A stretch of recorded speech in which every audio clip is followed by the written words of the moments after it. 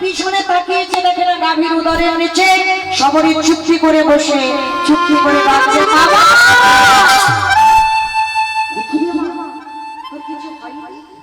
হবে কেন দেখতে পাচ্ছেন আমি কার নিচে বসে আছি? সেই যে গ্রাম ধেনুটা সবরীকে উদরের নিচে চুপটি করে আগলে রেখে দিয়েছে। ঠিক মা যেমন সন্তানকে আগলে রাখে, গাভীটা আমার সবরীকে আগলে রেখেছে। এটাই তো ভগবানের প্রতি আমাদের বিশ্বাস রাখতে হবে। আর এই পৃথিবীতে যাদের বিশ্বাস নাই তারা এ জীবনে কেন কোন জীবনেই পবিত্র কৃপা হবে।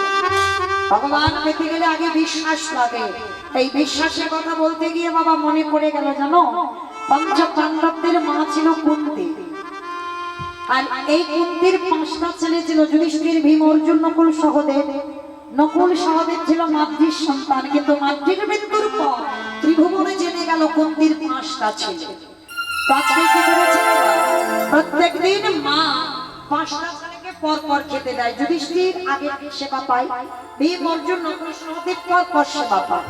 তো আজকে যুধিষ্ঠির বলছে, ও মা আজকে আমার খুব একটা খিদে নেই।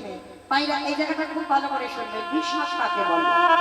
এই বিশ্বাসটা আপনাদের আমাদের নেই, ওই জন্য কৃপা পাচ্ছি না, এটাকে আগে রাখতে হবে। আজকের যুধিষ্ঠির বলছে, ওমা আমার ভীম ভাইয়ের বড্ড খিদে পেয়েছে, আগে আমার ভীমকে খেতে দাও।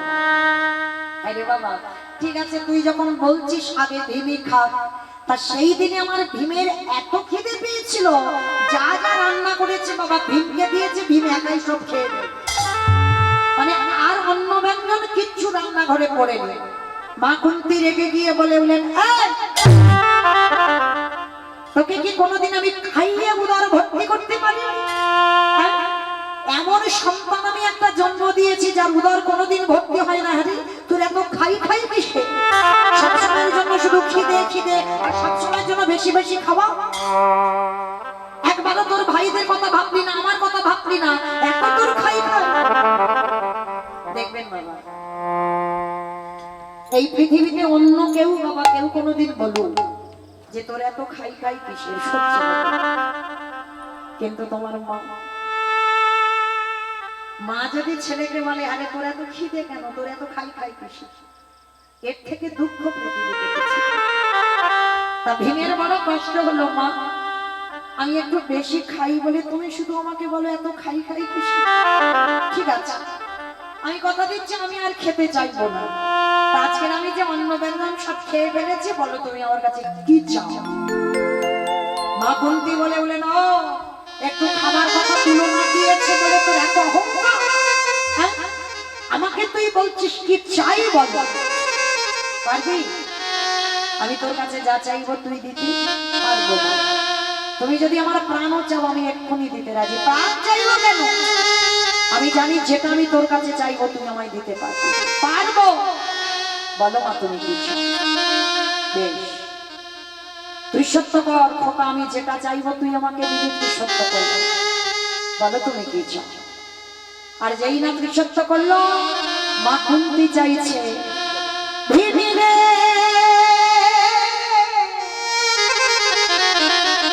এই হস্তিনাপুর থেকে কৃষ্ণ দ্বারকায় চলে গেছে, ছেলের কাছে চাইছি ক্ষণকালের জন্য আমার কৃষ্ণকে আগেবার আমার কাছে দিবে।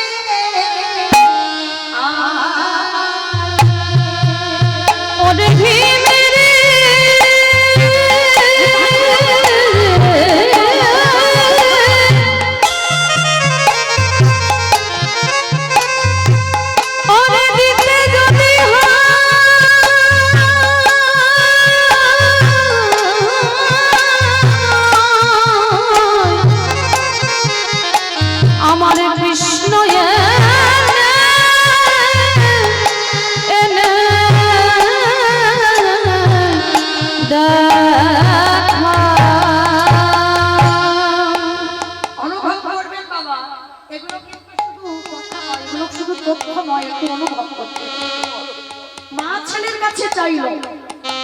কৃষ্ণ দ্বারকায় চলে গেছে, কয়েক মিনিটের মধ্যে কৃষ্ণকে আমার কাছে এনে দে।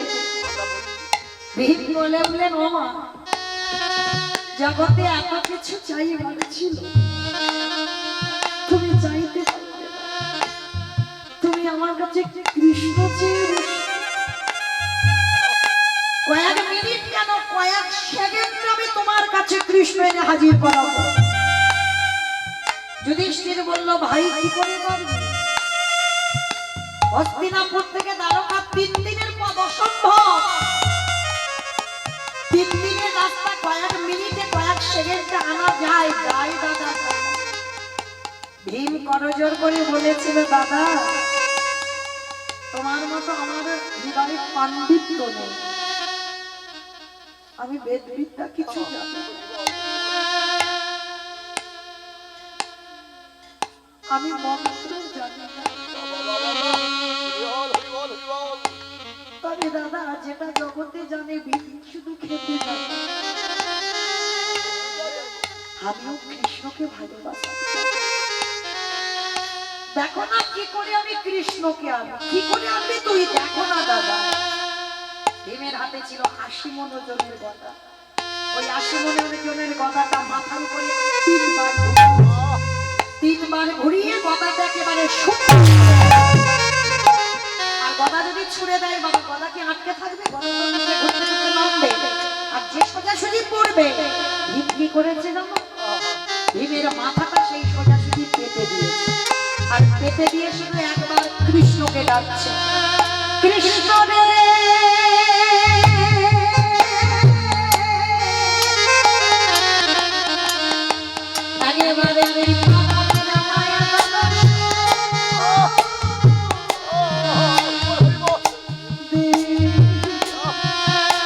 একেবারে দেখা দে।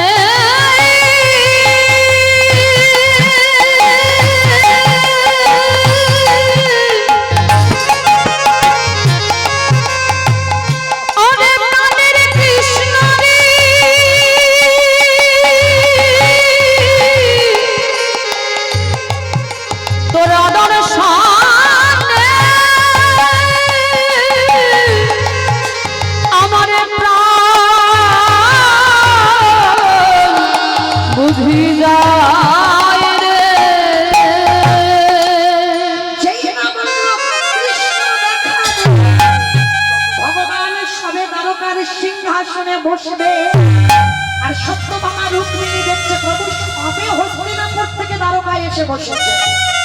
আদার সঙ্গে সঙ্গে উঠে বাবা হস্তিনাপুরের দিকে রওনা হচ্ছে। সত্যভামা রুক্মিণী বলছে, প্রভু তুমি কোথায় যাচ্ছ? ওই সময় সত্যভামা, ওই সময় রুক্মিণী আমি যদি না যাই, ভীম যদি বেঁচে না থাকে, দুর্যোধনে উরুভঙ্গ করবে। আমি যদি না যাই, ভীম যদি বেঁচে না থাকে, দুঃশাসনের বংশচিরে রক্ত পান করবে। আমি যদি না যাই, ভীম যদি বেঁচে না থাকে, ধর্মরাজ্য প্রতিষ্ঠা করবে। আমি আসছি সত্য, আমি আসছি রুক্মিণী। 3 দিনের পথ গদা কিন্তু ঘুরতে ঘুরতে পড়বে, আর 3 দিনের পথ সবে গদাটা ভীমের মাথায় পড়বে। ভগবান দ্বারকা থেকে শূন্যে ছুটে এসে আগে গদাটা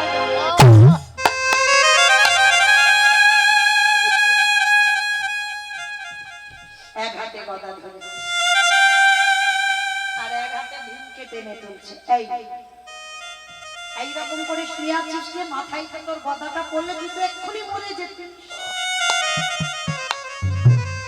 ভীম ধুলা থেকে উঠে দেখে না, আর সামনেই কৃষ্ণ। ভীমের বিশাল চেহারা, কৃষ্ণ যেন ভীমের হৃদয়ে ছোট, একেবারে কৃষ্ণকে বুকে জড়িয়ে কৃষ্ণ।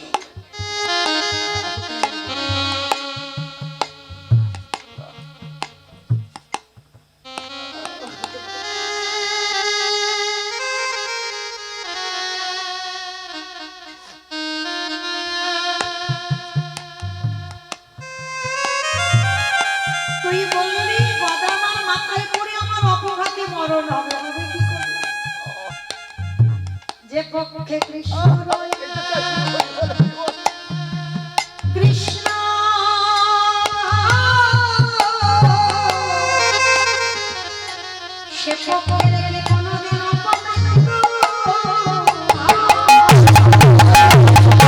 ওরে কৃষ্ণ রে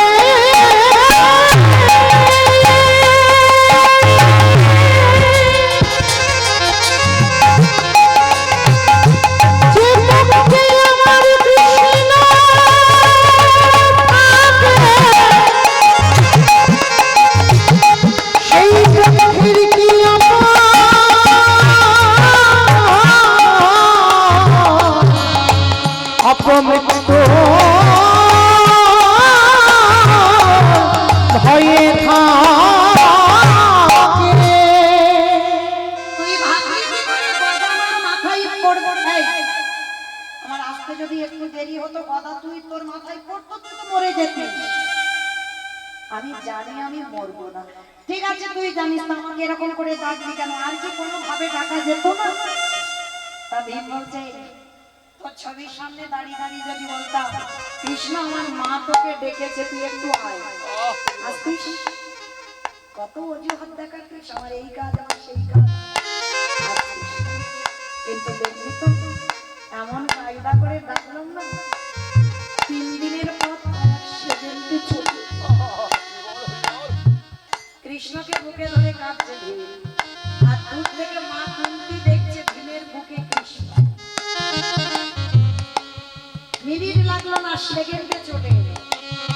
এইবার বুকে যেই না কৃষ্ণ, মা তো মা হয়ে বাবা, দেখবেন মায়ের কাছে বাবার কাছে ছেলে মেয়ে জীবনে বড় হয় না।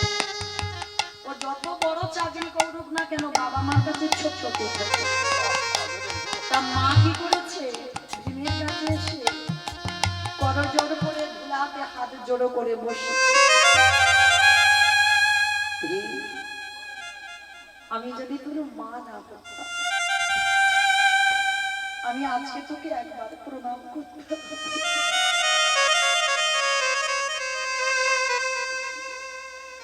এতদিন শুধু জানলাম আমার ভীম খেতে যাবে, কিন্তু আজ আমি জেনে গেলাম আমার ভীম শুধু খায় না, শুধু অর্জুন কৃষ্ণকে ভালোবাসে। আমার ভীমও কৃষ্ণকে ভালোবাসে, আর ভীমের মতো কেউ ভালোবাসে। তবে খোকা আমি মা হয়ে তোকে প্রণাম করতে পারবো না, প্রণাম করলে তুই নরকে যাবি। তবে তোর কাছে আমার একটা চাওয়া খোকা, তোর কাছে একটা চাওয়া রইল বাবা, দিতে যদি হয় তুমি আমায় একটা জিনিস তোর হৃদয়ে যত কৃষ্ণ প্রেমে কৃষ্ণ ভক্তি, তোরে কৃষ্ণকে বলে তুই একবার আমার মধ্যে দিশবা। ওরে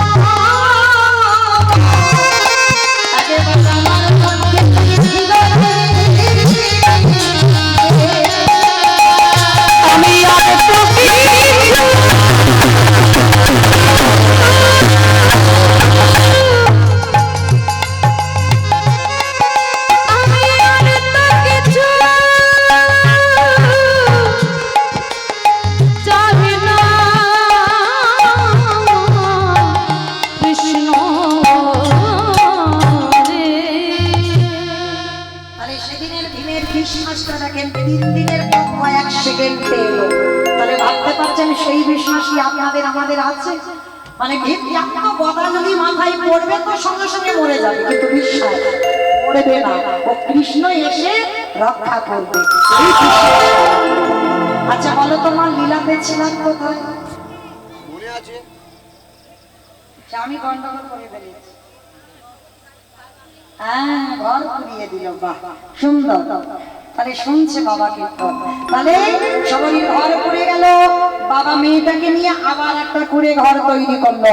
ভগবান মনে মনে করলো ওর মাকে কেড়ে নিলাম, ওর ঘর কেড়ে নিলাম, কিন্তু এখনো তো ভক্ত জব্দ হলো না। এইবার 3 দিনের জ্বরে হঠাৎ দৈব দুর্ঘটনা, হীরা চন্ডালের মৃত্যু হল। তখন বয়স 6 বছর, বাবা মরে গেল। কি গো, মেয়েটার চলবে কি করে? পাওয়া গেছে আগে। জন্মেই মাকে দেখেনি, মায়ের ভালোবাসা পেল না। সে ঘর যদি একটা কুড়ে ঘর বাঁধলো, সেও ভগবান কুড়িয়ে দিল। মানে কিরম ঘষে নিচ্ছে, দেখেছো কত সোজানো। সাবধানে থেকো বাবা একটু। কেন বলছি সাবধান? জানো, সবাইকে বলছি সাবধান, তবে সবাই নয়। যারা লক্ষ্মী, কালী, দুর্গা, সরস্বতী, মনসা, শীতলা ভক্ত তাদের বলছি, যারা কৃষ্ণ ভক্ত তাদের বলছি একটু সাবধানে থেকো। কেন? যে করে আমার আশ না, ভগবান জীবনে ভক্তের সর্বনাশ করে না, এটা মাথায় রাখতে হবে। কথা ভাষাগুলো বুঝতে হবে। ভগবান কোনোদিন ভক্তের সর্বনাশ চায়? ভক্তের প্রাণ তো। তাহলে কি করে বলি আমরা যে করে আমার আশ, তারে করি সর্বনাশ? না, সর্বনাশ মানে সর্বনাশ মানে আত্মীয় পরিজন বন্ধু বান্ধব আমারে বলতে যা কিছু আছে, জানে তুমি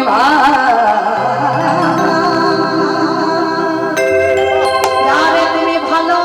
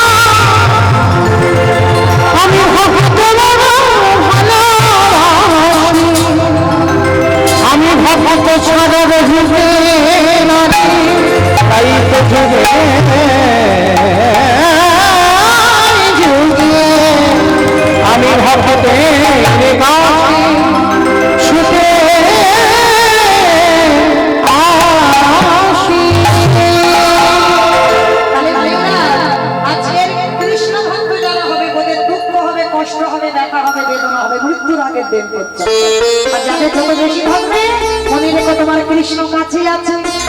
আর যাদের কোনো কষ্ট নাই, দুঃখ নাই, জ্বালা নাই, যন্ত্রণা নাই, শুধু ওই ব্যাংকে থেকে টাকা তোলে আর খায়, ওদের কাছে কৃষ্ণ নাই। কৃষ্ণ তাদের কাছে আছে যাদের দুঃখ, জ্বালা, যন্ত্রণা। আজকে কি হয়েছে বাবা? ছোট্ট ছেলে, ছোট্ট মেয়েটা বাবা হারালো, কিন্তু খাবে কি? বাবা শিখিয়ে গেছে না। এই শিক্ষাটা সবার দরকার। কেউ যদি 1 গুণ দেয়, তাকে 2 গুণ দেওয়ার চেষ্টা করতে হবে। সবরীর বাবা সবরীকে শিখিয়ে রেখেছে, কেউ যদি 1 গুণ দেয়, কারোর কাছ থেকে অযাচিত ভাবে কিছু দিবি না, আর যদি নিস বিনিময়ে কিছু দিবি। সবরী মনে মনে হচ্ছে আমি যে কারোর কাছ থেকে খাবো, বিনিময়ে কি দেব? কিন্তু সবরী কি খাই জানো? ও তো চন্ডালিনী বলে সবাই ঘৃণা করে। ওই পঞ্চবটির মনে একাধারে মতঙ্গ সাধুদের আশ্রম ছিল। ওই মতঙ্গ সাধুদের আশ্রমে প্রসাদ খেয়ে যেগুলো বেশি হতো, নর্দমায় ফেলে দিত। কুকুর বিড়ালরা যেমন খায়, সবরই পেটগুলো তুলে 7 বার ধৌত করে প্রসাদ। কেন ভগবান রামচন্দ্র এত খাবে না? এর চরিত্রটা একটু প্রথম থেকে একটু লক্ষ্য করো। ওই বিড়াল কুকুরদের সঙ্গে খায়। আর বাবা একদিন সবরই মনে মনে ভাবনা এলো, এটা তো পাপ, এটা তো অন্যায়। কিরকম?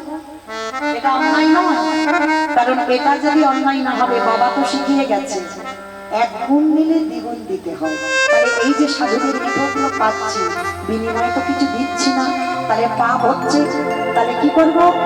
সাধু সেবা করবো। কিন্তু আমি তো চন্ডালিনী, আমাকে দেখলেই ঘৃণা করবে, কিন্তু আমি চুরি করে সাধু সেবা করবো। আইনা শিখে নাও, চুরি করে সাধু সেবা করা যায়। 6 বছরের মেয়ে সবরই 6 বছর থেকে চুরি করে সাধু সেবা করেছিল। কিরকম? দিনের বেলা মেয়েটা বাড়িতে থাকে, রাত্রিবেলা কোথায় যায়? জঙ্গলে। কেন? সাধুদের রান্নার কাঠগুলো চুরি করে কুড়িয়ে ওই রান্নাঘরে গুছিয়ে আনে। রোজ করে। একদিন মতঙ্গ সাধুরা বলছে, হ্যাঁ রে ভাই, এই রান্নাঘরে এত সুন্দর সুন্দর কাঠ গুছানো, তাহলে তুই করেছিস? ও বলছে না। তুই করেছিস? ও বলছে না। তুই করেছিস? ও বলছে না। কেউ করেনি। তাহলে করলো কে? এত কাঠ এনেছে কে? বলে, দাঁড়াও ভাইয়া, আজকে রাত্রিবেলা ঘুমাবো না, দেখতে হবে, হাতে নাতে ধরবো এই কাঠগুলো দিয়ে যায়। দিনের বেলা তো কেউ আসে না, তাহলে দেয় কে? আর ওই ছোট্ট মেয়েটা রাতের বেলা কাঠ করা একেবারে বলে রে, একেবারে বলে রে।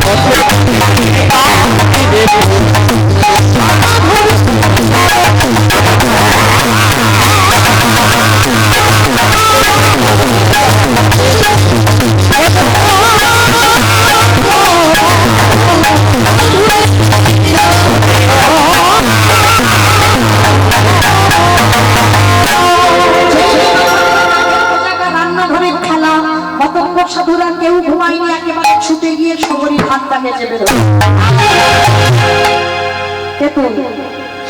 নাম কি, থাকিস কোথায়, বাড়ি কোথায়, বাবা মাকে পরিচয় দে। সবরী ভয়ে থরথর করে কেঁপে বলে উঠল, আমি সবরী। ও, তুই সেই বিরাট চন্ডালের মেয়ে না? ছি ছি ছি ছি ছি, চুরি করে আমাদের এই সাধু সেবা করছিস? চুরি করে তুই চন্ডাল জাতি, ঘোরানো জ্বালানিতে আমরা রান্না করে খাই। ছি ছি, আমার জাত চলে গেল। দেখাচ্ছি মজা। সবরী ছোট্ট মেয়ে বারবার বলছে, আচ্ছা তোমরা যে বারে বারে বলছো আমি চন্ডালিনী, আমি চন্ডালিনী, আমি চন্ডাল, কিন্তু একবারও তো আমার ভগবান এগুলো বলেনি। শুচি হয়ে যদি কৃষ্ণ ভজে, শুচি হয়ে মধ্যে হয় যদি কৃষ্ণ তবে, তাহলে ভগবান যদি জাত বিচার না করে, তোমাদের এত জাত বিচার কৃষ্ণ। ছোট্ট মেয়ের কথা শুনে বলে বলে না, ওর কাছ থেকে আমরা শিখবো। দেখাচ্ছি মজা করে। ওই যে জ্বালানি কাঠ নিয়ে সবরীকে মারছে।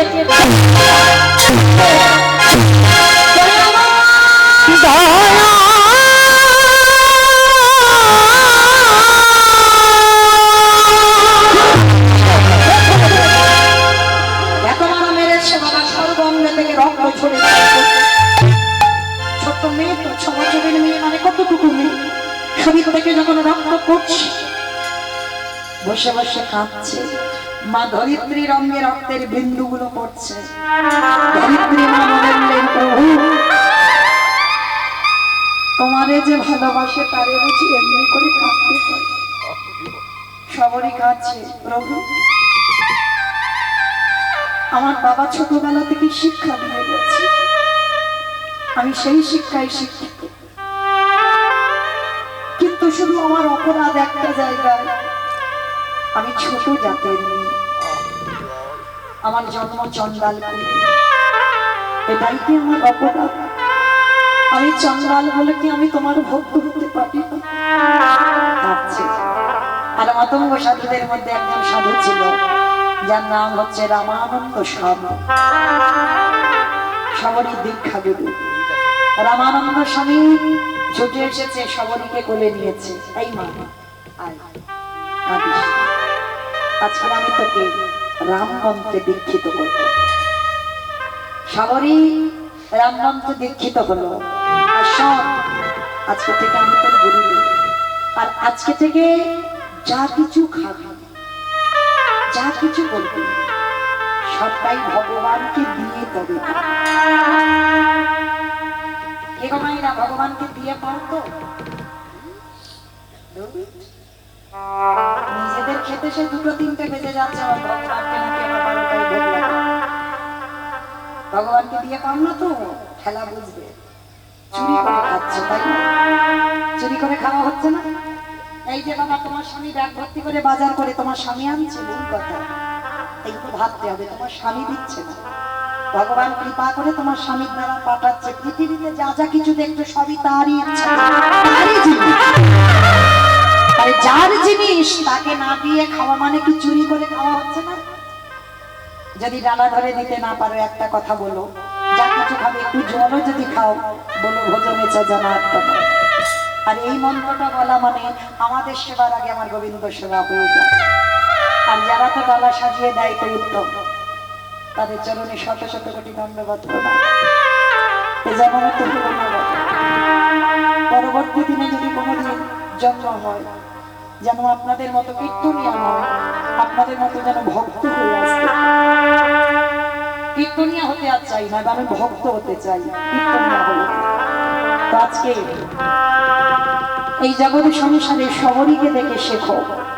সবরী বলছে, গুরুদেব আমার উপর কিন্তু কিছু নেই, আমি বড় কাঙাল, আমার কিছু নেই। কে বলেছে রে কিছু নেই? তোর যে সম্পদ আছে অন্য কারণ নেই। সত্য মেয়ে তো অবাক হয়ে গেল, গুরুদেব আমার সম্পদ আছে, আমার কোনো সম্পদ নেই, আমি তো ঘুরে ঘরে থাকি, আমার কিছুই নেই। কে বলেছে তোর কিছু নেই? তোর হৃদয় ভরা সবারই রে, তোর হৃদয় ভরে আছে ওই ভক্তি যোগ দিলে। আমার ভগবানের আসলে চলে গিয়ে তোরে তোরে যায়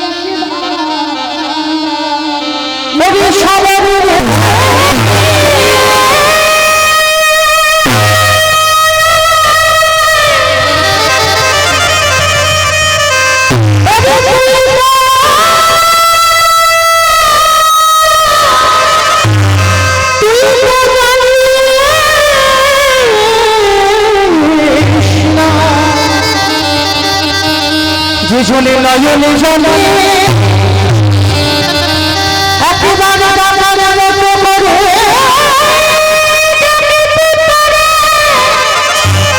আমার ভগবান সেই ভক্তের কাছে বাধা চলে যায়।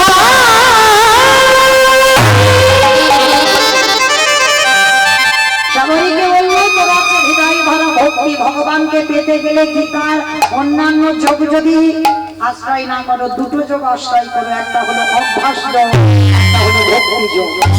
এই দুটো যোগ যদি একবার আশ্রয় করতে পারো, আর কৃষ্ণ প্রাপ্তি হবেই হবে। তো আজকে এই ভক্তি যোগে আজকের সাধনা করলো সবরী, সবরীকে দীক্ষা দিল রাম মন্ত্রে।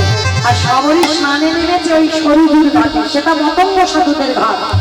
আর মতঙ্গ সাধুরা বলে বলেন, হায় হায় আমার ছোট জাতের মেয়ে আমাদের ঘাটে নেমে, বারবার ছোট জাত বলছে। সবরী রেগে গিয়ে বলে বলেন, শোনো সাধুরা, বারবার যখন আমাকে ছোট জাত বলে ঘৃণা করছো, আমি এই শরীরের যন্ত্র অভিশাপ দিলাম। তোমরা যখন আমাকে ঘৃণা করছো, এই শরীরের জল আজকে থেকে হয়ে যাক অপবিত্র। আজকে থেকে এই জল দেব সেবায় শিব সেবায় লাগবে না, এই জলে কৃমিটিতে পরিণত হোক। এই জলে নীল ছিল লাল হয়ে, এই জলে পুকুরে প্রস্রাব করে দিই।